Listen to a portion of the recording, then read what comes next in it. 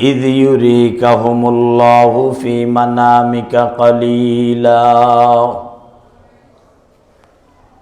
স্মরণ করুন ওই সময়কে যখন আল্লাহ আপনাকে ঘুমের মধ্যে তাদের সংখ্যা কম দেখিয়েছিলেন। ওয়ালাউ আরাকাহুম কাসীরা, যদি আল্লাহ তাদেরকে বেশি দেখাতেন, লাফাশিলতুম, তাহলে নবী আপনারা আপনার উম্মত সহ লাফাশিলতুম মনোবল হারিয়ে ফেলতেন। ওয়ালাতানাযাতুম ফিল আমর, কাজ করবেন কি করবেন না এই বিষয়ে মতানৈক্য মতদ্বন্দ্ব তৈরি হতো। ওয়ালাকিন্নাল্লাহা সাল্লাম, তবে আল্লাহ চাইছেন যে আপনারা একমত থাকেন। ইন্নাহু আলিমুম বিযাতিস সুদূর, নিঃসন্দেহে আল্লাহ অধিক জাননেওয়ালা এবং অন্তর্যামী। এই আয়াতকে সামনে রেখে সংক্ষিপ্ত আয়াতের প্রেক্ষাপট নিয়ে আলোচনা এবং শিক্ষণীয়। জনাবে মুহাম্মদুর রাসূলুল্লাহ সাল্লাল্লাহু আলাইহি ওয়াসাল্লাম মাত্র 23 বছর দুনিয়াতে নবুয়তি জিন্দেগি পালন করেছে, কার্যক্রম পালন করেছে। যারাই ঈমান এনেছেন তারাই রাসূলুল্লাহ সাল্লাল্লাহু আলাইহি ওয়াসাল্লামকে জীবন বাজি রেখে সঙ্গ দিয়েছে, প্রতিটি কাজে আল্লাহ রসুল সাল্লাল্লাহু আলাইহি ওয়াসাল্লামকে সহযোগিতা করেছে। নবুয়তের কাজের, যাবতীয় কাজের কোনো একটি বিষয় যদি কেউ পিছিয়ে থাকে বা পিছিয়ে ছিল নবীর যুগে, তাদেরকে মুনাফিক বলে অবহিত করা হতো। এক কথায় শরীয়তে ইসলাম, কোরআন এবং হাদিসকে সামনে রেখে নবুয়তের যত কাজ উম্মতের তত কাজ, নবীর যত কাজ উম্মতের তত কাজ। কোনো কাজ থেকে পিছিয়ে থাকার অনুমতি উম্মতের নাই। তাই রাসূলুল্লাহ সাল্লাল্লাহু আলাইহি ওয়াসাল্লামের আদর্শ নবী যুগে বাস্তবায়িত হয়েছে, সামাজিকভাবে, রাষ্ট্রীয়ভাবে। আপনারা সকলেই অবগত জনাবে মুহাম্মদুর রাসূলুল্লাহ সাল্লাল্লাহু আলাইহি ওয়াসাল্লামের কার্যক্রম সম্পর্কে। আপনারা অবগত আছেন এই কোরআনের মধ্যে মার্ডার কেসের আসামির শাস্তি কি সেই বিবরণ রয়েছে, এবং নবীজির জুবান দিয়ে আল্লাহ তাআলা আয়াত নাজিল করেছেন। নবীজির কোরআনের প্রতিটি আয়াতের একটা বৈশিষ্ট্য আছে। সেই বৈশিষ্ট্য হলো নবীজি কোরআন তেলাওয়াত পৃথিবীতে উম্মতকে শিক্ষা দিয়েছেন। শুদ্ধ তেলাওয়াত, শুধু তেলাওয়াত শিক্ষা দেওয়াই নবীর দায়িত্ব শেষ নয়, তর্জমাও শিক্ষা দিয়েছে, সঠিক অর্থ। শিক্ষিত সমাজ আপনারা জানেন এক শব্দের অনেক অর্থ হতে পারে, ক্ষেত্র বিশেষ। এজন্য নবী মুহাম্মদুর রাসূলুল্লাহ সাল্লাল্লাহু আলাইহি ওয়াসাল্লাম তিনি এই জমিনে সর্বপ্রথম মুফাসসির, তারপরে তার সাহাবায়ে কেরাম, তারা যেই তর্জমা, যেই অর্থ, যে ব্যাখ্যা বিশ্লেষণ করেছেন, এই উম্মতকে ব্যতিক্রম অর্থ, ব্যতিক্রম ব্যাখ্যায় যাওয়ার সুযোগ নাই। যদি ব্যতিক্রম অর্থ আর ব্যতিক্রম ব্যাখ্যায় যায় তাহলে সেটাকে ওলামায়ে কেরাম বলে মন গড়া ব্যাখ্যা, মন গড়া তাফসীর ব্যক্তির। মুহাম্মাদুর রাসূলুল্লাহ শুধু তর্জমার ব্যাখ্যা দিয়েই তার সাহাবীদেরকে ছেড়ে দেন নাই, এর প্র্যাকটিক্যাল বাস্তবায়নও নবী সাহাবীদেরকে দিয়ে সম্পন্ন করেছেন। সুবহানাল্লাহ। উদাহরণস্বরূপ কোরআন শরীফের মধ্যে নামাজের আয়াত আছে, নামাজ সম্পর্কে একাধিক বহু সংখ্যক আয়াত রয়েছে।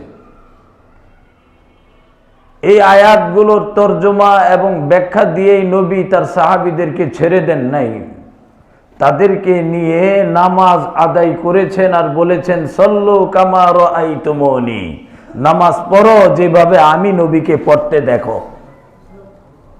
এর মানে নামাজের আয়াত, শুদ্ধ তেলাওয়াত, এতটুকুই নবীর শিক্ষা শেষ নয়, পাশাপাশি আয়াতের তর্জমা ব্যাখ্যা এটাও নবীজির দায়িত্ব, পাশাপাশি আয়াতের প্র্যাকটিক্যাল বাস্তবায়ন এটাও নবীজির দায়িত্ব। সাহাবায়ে কেরাম নবী থেকে আয়াত শিখছেন, তর্জমা শিখছেন, ব্যাখ্যা শিখছেন, আবার নবীজির হাদিস সল্লু কামা রাআইতুমুনি উসল্লি, আমি যেভাবে নামাজ পড়ি তোমরাও সেইভাবে নামাজ পড়ো। রুকু কিভাবে হবে, সেজদার অবস্থা কেমন হবে, হাত কিভাবে থাকবে, পাও কেমন থাকবে, নাক কপালের অবস্থা কেমনে থাকবে, সেজদার একটা সিস্টেম আছে। দাঁড়ানো অবস্থায় থেকে সেজদায় কোন পদ্ধতিতে কিভাবে যাবে, আবার সেজদা থেকে কিভাবে উঠবে, কিভাবে বসবে, বসারও একটা সিস্টেম আছে। নামাজের বসা অন্য বসার মতো নয়। সল্লু কামা রাআইতুমুনি উসাল্লি, পড়ো নামাজ যেভাবে আমি নবীকে নামাজ পড়তে দেখো সেভাবে পড়ো। এই ধারাবাহিকতায় নামাজের এই প্র্যাকটিক্যাল বাস্তবায়ন, এই শিক্ষা আমাদের পর্যন্ত এসে উপনীত হয়েছে। নবীর ছাত্র সাহাবী, সাহাবীর ছাত্র তাবেঈ, তাবেঈর ছাত্র তাবে তাবেঈ, তাবে তাবেঈনদের ছাত্র আইম্মায়ে মুজতাহিদিন, এইভাবে আইম্মায়ে মুজতাহিদিনদের ছাত্র, তার ছাত্র, তাদের ছাত্র, তাদের ছাত্র, এই ধারাবাহিকতায় নবীর কোনো না কোনো উলামায়ে কেরাম বা আলেম বা হাফেজ বা কারীদের ছাত্র হিসাবে আমরা নামাজ শিখেছি। এজন্য রাসূলুল্লাহ সাল্লাল্লাহু আলাইহি ওয়াসাল্লাম বলেছেন, ইন্নামা বুইসতু মুআল্লিমা, আমাকে শিক্ষক বানিয়ে পাঠানো হয়েছে। সুবহানাল্লাহ। আমরা যদিও নবীকে পাই নাই, নবীর ছাত্রর ছাত্র, ছাত্রের ছাত্র, ছাত্রের ছাত্র, এইভাবে আমরা নামাজ শিখেছি। আমরাও মুহাম্মদুর রাসূলুল্লাহ সাল্লাল্লাহু আলাইহি ওয়াসাল্লামের ছাত্র। নবীজি যেই কোরআন দিয়ে নামাজ পড়তেন, কোরআন তো ব্যতিক্রম হয় নাই, সেই কোরআন দিয়েই নামাজ চলছে। নবীজি রুকুতে যে তাসবিহ পড়তেন সেই তাসবিহ আমরাও পাঠ করি। নবীজি সেজদায় যে তাসবিহ পড়তেন সেই তাসবিহ আমরাও পাঠ করি। নবীজি যেভাবে নামাজে বসতেন আমরাও সেইভাবে নামাজে বসি। নবীজি যেখানে যত রাকাতের কথা বলেছেন অত রাকাতই আমরা পড়ি, বেশিও করি না, কমও করি না। কেরাত ইমাম যেখানে জোরে পড়ছেন, নবীজি ইমাম ছিলেন, আমাদের ইমামরাও সেখানে কেরাত জোরে পড়ে। আমরা ছাত্র, ইমামও ছাত্র, মুক্তাদিও ছাত্র, ইমামও ছাত্র, মুসল্লিও ছাত্র, আমরা সবাই মিলে আল্লাহর নবীর ছাত্র। এইভাবে নামাজের কথা বললাম। জিহাদের আয়াত আছে কোরআন শরীফের মধ্যে, অসংখ্য আয়াত আছে। জিহাদের আয়াত, সংগ্রাম, আন্দোলন, ফাইট, এই আয়াতগুলো শিক্ষা দিয়েই, শুদ্ধ তেলাওয়াত শিক্ষা দিয়েই নবীজি ক্ষান্ত হননি। এর তর্জমা ব্যাখ্যা নবীজি সাহাবীদেরকে শিক্ষা দিয়েছেন। কিন্তু এই ফাইট কোথায় হবে? মসজিদের ভিতরে না। এই ফাইট কোথায় হবে? মুসলমান না, এই ফাইট হবে, জিহাদের এই ফাইট হবে ঈমান আর বেঈমানের লড়াইতে। হক আর বাতিলের লড়াইতে হবে ফাইট। মুমিন থাকবে হকের পক্ষে, বেঈমান থাকবে বাতিলের পক্ষে, যেই শুরুতেই আসুক।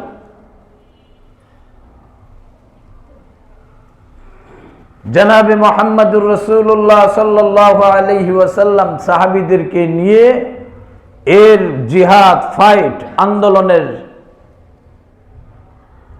প্র্যাকটিক্যাল বাস্তবায়ন, প্রশিক্ষণের জন্য কখনো বদর, কখনো ওহদ, কখনো খন্দক, কখনো খাইবার, তাবুক, মক্কা বিজয়, স্বাধীনতার আন্দোলন, এইভাবে নবী মুহাম্মদুর রাসূলুল্লাহ সাল্লাল্লাহু আলাইহি ওয়াসাল্লাম তার প্র্যাকটিক্যাল বাস্তবায়ন ও শিক্ষা দিয়েছে। যাকাত, গরুর খামার তার যাকাত কিভাবে হবে, ছাগলের খামার তার যাকাত কিভাবে হবে, ফসলি জমিন, এই ফসলি জমিনের ফসলের যাকাত কিভাবে আদায় করবে, অর্থ আছে, টাকা আছে, এর যাকাত কিভাবে আদায় করবে, স্বর্ণ আছে, রূপা আছে, স্বর্ণের যাকাতের পরিমাণ কিভাবে আদায় করবে, রূপার পরিমাণ কত কিভাবে আদায় করবে, জনাবে মুহাম্মদুর রাসূলুল্লাহ সাল্লাল্লাহু আলাইহি ওয়াসাল্লাম আয়াত শিক্ষা দিয়ে, তরজমা শিখায়া, তাফসীর শিখায়া ছেড়ে দেন নাই। যাকাত উসুল করে, উম্মত থেকে যাকাত আদায় করে নবীজি তার প্র্যাকটিক্যাল বাস্তবায়ন শিখাইছেন। এটাকে অনুসরণ করেছেন আবু বকর, এটাকেই অনুসরণ করেছেন ওমর, এটাকেই অনুসরণ করেছেন ওসমান, এটাকেই, এই ফর্মুলাকেই অনুসরণ করেছেন আলী। ইসলামিক অর্থনীতির মেরুদণ্ড যাকাত ভিত্তিক অর্থ ব্যবস্থা। এই যাকাত ভিত্তিক অর্থ ব্যবস্থা দিয়েই গরিব দুঃখীদের সমাধান করেছেন জনাবে মুহাম্মদুর রাসূলুল্লাহ সাল্লাল্লাহু আলাইহি ওয়াসাল্লাম। তাই তো ইতিহাসে এসে সাহাবীর যুগে, নবীর যুগে যাকাত দাতারা টাকা নিয়ে দাঁড়িয়ে আছে যে আমার এখানে যাকাতের টাকা, কে আছো যাকাত গ্রহীতা, উপযুক্ত গ্রহীতা, আমাকে, আমার থেকে এই টাকাগুলো গ্রহণ করে আমাকে মুক্ত করো। মানুষ নেয় নাই, হারাম খাবো না, সুবহানাল্লাহ। এখন যদি কেউ দাঁড়ায়, অনেক লাখপতি কোটিপতিও গরিব হয়ে যাবে বর্তমানে। আল্লাহ আমাদেরকে হেফাজত করুক। তারাও ছাত্র, আমরাও ছাত্র। বাকি ছাত্রের মধ্যে তাদের মর্যাদা, তারা তাদের হায়াতে, জিন্দিগিতে যে ব্যক্তি তার জীবদ্দশায় ঈমানের সাথে নবীকে দেখছেন, সে সাহাবীর মর্যাদা লাভ করেছেন। যারা নবীকে দেখেন নাই, ঈমানি হালতে, নিজের জীবদ্দশায় ঈমান অবস্থায় যারা নবীকে দেখেন নাই, তারা সাহাবীর মর্যাদা লাভ করতেও পারেন নাই। নবীর সাহাবীরা যারা সর্বকাজে নবীকে সহযোগিতা করেছেন, আল্লাহ তাআলা তাদের কথা, ওই ছাত্রদের কথা কোরআনের মধ্যে উঠায়া দিছেন। আমিনু কামা আমানান নাস, সাহাবীরা যেভাবে ঈমান এনেছে তোমরাও সেইভাবে ঈমান আনো। আল্লাহ তাআলা বলেন, উলাইকাল্লাযীনা ইমতাহানাল্লাহু কুলুবাহুম লিত্তাকওয়া, এদের তাকওয়া আল্লাহর কাছে পরীক্ষিত, অর্থাৎ সাহাবীদের দিল ভালো। সুবহানাল্লাহ। আল্লাহ তাআলা কোরআনের মধ্যে বলেছেন, রাদিয়াল্লাহু আনহুম ওয়া রাদু আন, সাহাবীরাও আল্লাহর উপর সন্তুষ্ট, আল্লাহও তাদের উপর সন্তুষ্ট। এই আয়াতগুলো দেখে সাহাবীদের সার্টিফাই আল্লাহ করেছেন। এই জন্য উলামায়ে কেরাম এখনো ঐক্যমত, সমস্ত সাহাবীরা জান্নাতি। সুবহানাল্লাহ। কারণ তাদের তাকওয়া আল্লাহর কাছে পরীক্ষিত। তাই আল্লাহ বলেছেন, তাদের মতো তোমরাও ঈমান আনো, তোমরাও তাদের মতো ছাত্র হও। আল্লাহ বলেছেন, তাদের উপর আমি আল্লাহ রাজি, এরাও আল্লাহর উপরে রাজি। এজন্য সমস্ত সাহাবীরা জান্নাতি।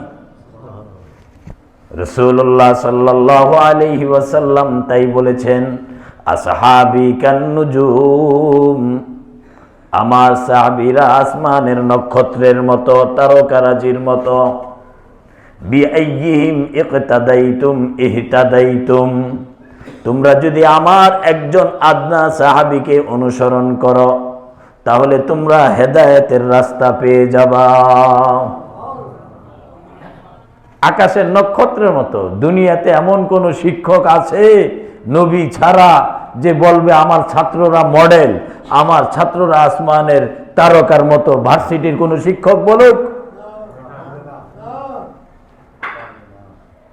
নবী মুহাম্মদুর রাসূলুল্লাহ সাল্লাল্লাহু আলাইহি ওয়াসাল্লাম কোরআনের শিক্ষা দিয়েছেন, বাস্তবে পরিণত করেছেন। সাহাবীরা হালাল অবলম্বন করেছেন, হারামকে পরিহার করেছেন। প্র্যাকটিক্যাল। সুদ হারাম, সাহাবীরা হারামের দ্বারস্থ হন নাই। মদ হারাম, সাহাবীরা হারামের দ্বারস্থ হন নাই। সুদ হারাম কোরআনে ঘোষণা আছে। নবী মুহাম্মদুর রাসূলুল্লাহ এমন শিক্ষা দিয়েছেন, সাহাবীরা সুদের দ্বার কাছেও যান নাই, দ্বারস্থ হন নাই। সুদ কেন নেই? গ্রহণও করেন নাই। নবীজির প্রতিটি কাজ কোরআনে শিক্ষা দিয়ে নবীকে ছেড়ে দেন নাই। আজকে দিনদার ইমানদার মাদ্রাসা মসজিদ সহ প্রতিটি সেক্টরে, ধর্মীয় সেক্টরে যারা আছেন, ইমানদার বলে দাবি করেন, শুধু ফজরের পরে এক পারা কোরআন তেলাওয়াত, রাতের বেলায় মাগরিবের পরে ওয়াকিয়া বা রাতের পরে অনেক ওজিফা পড়ে ঘুমায়া যাবেন আর জান্নাতে চলে যাবেন, উম্মতের ফিকির করবেন না, কাজ হবে না। শুধু তেলাওয়াতের জন্য কোরআন নাজিল হয় নাই, এক কথা। মাথার মধ্যে ঢুকান, মাথার মধ্যে মেমোরিতে এটাকে, মেমোরি যতই ফুল হোক, আমি বলবো এর কিঞ্চিত জায়গাও যদি আপনার মেমোরিতে থাকে, এই কথাটা নোট রাখেন, শুধু তেলাওয়াতের জন্য কোরআন আসে নাই। কোরআন এসছে, কোরআন যেভাবে বলেছে, এই কোরআনের প্রশিক্ষণ নবীজি যেভাবে দিয়েছেন, এই কোরআন দিয়ে সমাজ, রাষ্ট্র, পরিবার, এলাকা, অফিস, আদালত, মন্ত্রণালয়, সংসদ সব কিছু পরিচালিত হবে আল্লাহর এই কোরআন দ্বারা। এটাই হইল কোরআনের চাহিদা। আমি দোষী হতে পারি, আমার ভাই দোষী হতে পারে, অমুকে দোষী হতে পারে, আল্লাহর কোরআনের তো দোষ নাই। আপনি ব্যক্তিকে দেখে ইসলামে আসবেন কেন? নবীকে দেখেন না? আপনি কোন ব্যক্তিকে দিয়ে ইসলাম যাচাই করবেন কেন 1450 বছর পর? আমির হোক, মন্ত্রী হোক, এমপি হোক, নেতা হোক, এদেরকে অনুসরণ করণের কথা নবী বলেন নাই। নবী বলেছেন, তারাকতু ফীকুম আমরাইন, আমি দুটো জিনিস উম্মত তোমাদের মাঝে রেখে যাচ্ছি, লান তাদিল্লু, কখনো তোমরা পথভ্রষ্ট হবে না, মা তামাসসাকতুম বিহিমা, যতক্ষণ পর্যন্ত আমার রেখে যাওয়া দুটো জিনিসের উপর তোমাদের মজবুতি, অটলতা থাকবে, অবিচলতা থাকবে, দৃঢ়তা থাকবে, ততক্ষণ পর্যন্ত কেহই কোন সংগঠন, কোন গোষ্ঠী, কোন জাতি, কোন ব্যক্তি তোমাদেরকে পথভ্রষ্ট করতে পারবে না। দুটো জিনিস কি? আল্লাহ তাআলার রাসূল বলেছেন, আহাদুহুমা কিতাব আল্লাহ, এক নম্বর হলো আল্লাহর কোরআন, সুবহানাল্লাহ। দুই নম্বর হলো সুন্নাত রাসূলি, রাসূলের হাদিস। আপনি কোরআনের কষ্টি পাথরে, রাসূলের হাদিসে জাস্টিফাই করবেন, বিচার করবেন। এত এত বিদ্যা আপনার, আপনি অনার্স মাস্টার্স কমপ্লিট করে বাংলাদেশের পড়া শেষ করে জাপানে চলে যান ডিগ্রি আনতে, অস্ট্রেলিয়া চলে যান, মালয়েশিয়া চলে যান, কেজি এইভাবে মনকে মন, বই পুস্তক, এত এত বই পড়েছেন, এগুলো বহন করার শক্তিও আপনি হারিয়ে ফেলেছেন। কিন্তু ইসলামের কিছুই জানেন না, ইসলাম নিয়ে গবেষণাও করেন না, ইসলামের কাজে সহযোগিতাও করেন না। আপনার এই বিদ্যা বুদ্ধি কোন কাজে লাগবে? তাই দেখা যায় এই শিক্ষিত লোকগুলো দুর্নীতির সাথে জড়ায় যাচ্ছে, অবিচারের সাথে জড়িয়ে যাচ্ছে, সন্ত্রাসী আচরণে, তাদের ভাষা, তাদের ব্যবহার সন্ত্রাসী আচরণে রূপ নিচ্ছে। একমাত্র কোরআনকে না বুঝার কারণে। মূল আলোচনা কোরআনের চাহিদা শুধু তেলাওয়াত নয়, এটা হইল মূল আলোচনা, মেমোরিতে রাখেন। মাদ্রাসার শিক্ষক এইভাবে মুফতি হন, মুহাদ্দিস হন, মনে রাখতে হবে কায়দা আমপারা নাজেরা শিখাইয়া দিলাম, শুদ্ধ তেলাওয়াত শেষ, দায়িত্ব শেষ। আলেম মনে করলো আমি তাফসির আরবি সাহিত্য ব্যাকরণ সহ শিখিয়ে দিলাম, আমার দায়িত্ব শেষ। মুফতি মনে করবে আমার কাছে 2 বছর 1 বছরের কোর্স করে ইসলামিক আইন গবেষণায় সে উচ্চতর ডিগ্রি, উচ্চতর জ্ঞান পাণ্ডিত্য লাভ করলো। মুফতি তিনি মনে করলেন আমার দায়িত্ব শেষ। ছাত্র মনে করলো আমি মুফতি হয়ে গিয়েছি, সার্টিফিকেট পেয়েছি, আমার দায়িত্ব শেষ। না, নবীজি কোনো সাহাবীকে সার্টিফিকেট দেন নাই। এটা একাডেমিক বিষয়, আপনার যোগ্যতার মান উন্নয়নের একটা প্রমাণ স্বরূপ সার্টিফিকেট। এই শিক্ষা, এতটুকু শিক্ষা নিয়ে যদি ছাত্র আর ওস্তাদ মনে করে আমরা ইসলামের পণ্ডিত হয়ে গেছি, না, হবে না। তুমি কিসের ফতোয়া দাও? ফতোয়া যদি দিতে হয় নবী সর্বকাজে আগে অংশগ্রহণ করে দেখো। নামাজের স্বাদ ভিন্ন, জিহাদের স্বাদ ভিন্ন। নামাজের স্বাদ ভিন্ন, রোজা রাখার স্বাদ ভিন্ন। নামাজের স্বাদ ভিন্ন, হারাম গ্রহণ করে হারাম ভক্ষণের স্বাদ ভিন্ন। মুরগি আর রোস্টের স্বাদ আছে, কিন্তু এটা হালাল টাকার হইলে এটা স্বাদ আরো ভিন্ন। এইগুলো প্র্যাকটিক্যাল বাস্তবায়ন মাদ্রাসা শিক্ষা থেকে না আসার কারণে পুরা সমাজ বেঈমানের দখলে। পুরা সমাজ বেঈমানের দখলে। অফিস আদালত রাষ্ট্র শাসক যারা আছেন 99% লোকের ঈমান নাই যে এটাও সে জানে না। 99% লোকের ঈমান যে নাই এটাও সে জানে না। সে জানে আমি তো সাচ্চা মুসলমান। আল্লাহ আপনি আমাদেরকে হেদায়েতে নসিব করুন। জনাবে মুহাম্মদুর রাসূলুল্লাহ সাল্লাল্লাহু আলাইহি ওয়াসাল্লাম মদিনায় এসে ইহুদিদের সাথে তিনি আলোচনা করে তার সাহাবীদেরকে নিয়ে সিদ্ধান্ত নিলেন জীবনে কোনো দিন বেঈমানের কাছে নবী মাথা নত করেন নাই। জীবনে কোনো দিন ইতিহাস নাই যে নবী সারেন্ডার করেছেন। নবী কৌশল অবলম্বন করেছেন, মাথা নত করেন নাই। নবী মুহাম্মদুর রাসূলুল্লাহ ইহুদিদের সাথে সন্ধি চুক্তিতে আবদ্ধ হলেন। আমরা মুসলিম, আমাদের বিবাহ শাদীর নীতিমালা আছে, তোমাদের আছে কি নাই তোমাদের বিষয়। আমাদের বিবাহ বিচ্ছেদেরও নীতিমালা আছে। তালাক শব্দ দ্বারা 3 কথায় বা 1 কথায় বিবাহ বিচ্ছেদ হয়ে গেছে সংগঠিত। আমাদের বিবাহ নীতিমালা আছে।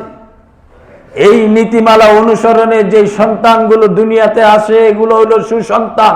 কোরআনের নীতিমালার বাহিরে যারা আসে এগুলো হলো জারজ সন্তান। কোন মুসলিমের সাথে কোন হিন্দুর বিবাহ বৈধ নয়। আর রাষ্ট্র বলে মিয়া বিবি রাজি তো কিয়া করেগা কাজী। এটা হলো এই রাষ্ট্রের ইসলাম, কোরআনের ইসলাম না, সেকুলার ইসলাম। কোরআন বলেছে গান হারাম। রাষ্ট্রের কাছে গণতন্ত্র, জনগণ চায় গান হালাল হয়ে গেছে। পুলিশ অ্যারেস্ট করে না, কারণ গান গাওয়া এই দেশে অপরাধ নয়। যাত্রা হয় গ্রাম অঞ্চলে, টাউনে হয় না, আপনারা দেখেন না। মহিলারা গান গায় রাত্রে 2টা, 2:30, 3টা। আমরা তো গাড়ি দিয়ে আসি, কিরে এত রাত্রে গানের আওয়াজ কই থেকে আসে? ওই ধান ক্ষেতের মাঝখানে প্যান্ডেল টানায়া লাইট জ্বালায়া মহিলারা বাউল সঙ্গীত আরো কি কি আবিজাবি এই আবুল সরকারের গান চলছে, যে আবুলরা বলে আল্লাহর আগাও নাই মাথাও নাই। এইভাবে আরো অনেকগুলা আছে। মমতাজ আফা ছিল, এখন তো জেলখানায় আছে। আল্লাহ তাআলা এই গানকে হারাম করেছেন।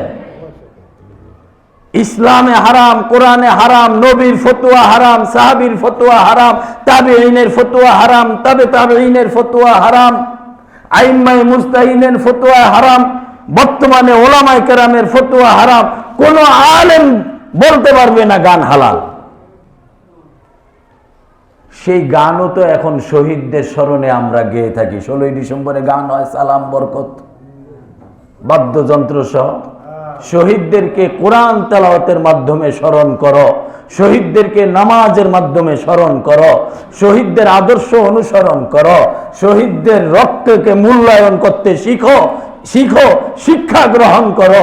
না, শহীদদেরকে নিয়ে গান গাবে, শহীদ মিনারে গিয়ে ফুল দিবে, মূর্তির মতো দাঁড়ায় থাকবে, কালো বেশ ধারণ করে সংসদে মূর্তির মতো দাঁড়ায় থাকে, কুল হুল্লাহ সূরাটাও পড়ে না, পারলে না পড়তো। এই হলো অবস্থা। দেশপ্রেমিক, দেশের জন্য লড়াই করেছেন, জীবন বাজি রেখেছেন, জনগণের পক্ষে, দেশের পক্ষে দাঁড়িয়েছেন, মুক্তিযোদ্ধা। রাষ্ট্রীয়ভাবে তাকে সম্মান করার অনেক ইসলামিক পদ্ধতি বাদ দিয়ে তার সামনে, লাশের সামনে গিয়ে সেলুট দেয়, বন্দুক উঁচা করে আসমানে গুলি করে। এইভাবে ইসলামের আয়াতগুলো জমিনে বাস্তবায়ন থেকে মুসলিম মুখ ফিরায়া নেওয়াতে মাদ্রাসা বলেন, এভাবে যত সেক্টর বলেন, প্র্যাকটিক্যাল শিক্ষা থেকে মুসলিমদেরকে মক্তবে শিখায়া কোরআন শরীফ পড়া শেষ। আমার বাচ্চার মা আর বাবা মনে করে আমার ছেলে অনেক শিখছে, কোরআন শরীফ পড়াও পারে। কিন্তু এতটুকু শিক্ষাই তো শেষ না। আর স্কুলে 30 পারা কোরআন শরীফ সরকারি সিলেবাসে, ন্যাশনাল কারিকুলামে 30 পারা কোরআন শিখানোর সিলেবাসই নাই। এ হলো রাষ্ট্রের ইসলাম শিক্ষা। আর যারা রাষ্ট্র চালায় এরা হয়ে গেছে ইসলামের কর্ণধার। এই লোকগুলোর পিছনে যে সকল শিক্ষিত লোকেরা মেধার শ্রম আর অর্থ ব্যয় করে, অথর্ব বোকা ইসলামের সাথে মুনাফিকি, বেঈমানি, গাদ্দারি। রাসূলের ছাত্র আমরা, আমি শুরুতেই বলেছি, আসল শিক্ষা থেকে আমরা দূরে সরে গেছি। এইভাবে রাষ্ট্রের রন্ধ্রে রন্ধ্রে এই গণতন্ত্র নামক সংবিধানের লাইনে লাইনে, পৃষ্ঠায় পৃষ্ঠায়, ধারায় ধারায় অসংখ্য শিরিক, অসংখ্য কুফর, অসংখ্য নেফাক, অনইসলামিক কার্যকলাপ রাষ্ট্র দ্বারা স্বীকৃত। এজন্য রাষ্ট্রের কাছে বৈধ, কোরআন বলে এগুলা অবৈধ। যারা পরিচালনা করে, যারা এদেরকে সহযোগিতা করে, সবগুলা মুনাফিক, বেঈমানের কাতারে ইসলামকে পরিহার করে, রসুলের আদর্শ শিক্ষাকে পরিহার করে অন্য লাইনে ধাবিত হচ্ছে। আল্লাহ আপনি আমাদেরকে বুঝার তৌফিক দান করেন।